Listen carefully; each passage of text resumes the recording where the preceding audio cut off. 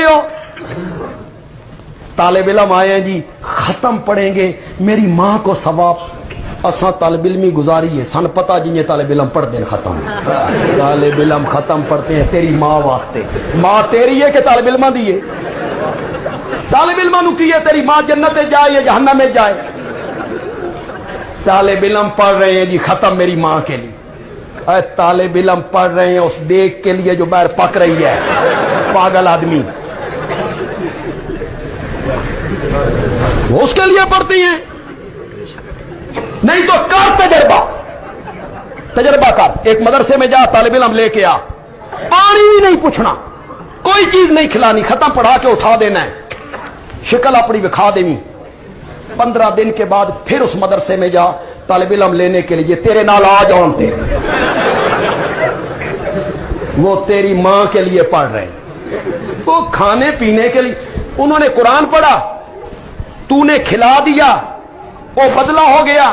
طالب علم نو خود ثواب نہیں لبھیا, تیری ماں نو کی بخشنا نے. اتنی سمجھ نہیں آ رہی. ہم تمہیں سیدھے رستے پہ لگاتے تو کہتے ہو مر گیا مردود, نہ فاتحہ نہ درود. ہم تمہیں سمجھاتے ہیں ایصال ثواب جائز ہے. ایصال ثواب کا مطلب یہ ہے میں نے 100 روپے اللہ کے رستے میں دیا اور میں نے کہا مولا اے جڑا 100 روپیہ میں دیتا اس دا ثواب جڑا میں نے ملیا مولا میری ماں دی روح نوں. یہ ہے ایصال ثواب. مجھے ثواب ملے تو میری ماں کو ملے, جدا من ہی نہیں ملنا تو ماں کو کیسے ملنا؟ اس بات کی سمجھ آپ کو نہیں آ رہی.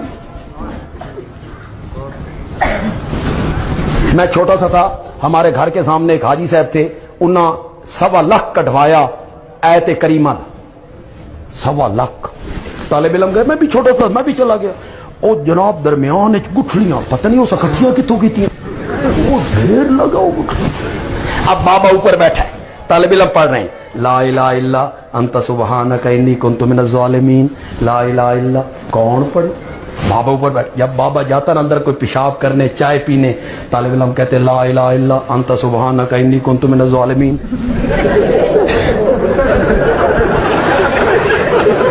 ہزار گٹھلی تے اکٹھا دم کر دیتا. طالب علم آئے تھے کریمہ پڑھ رہے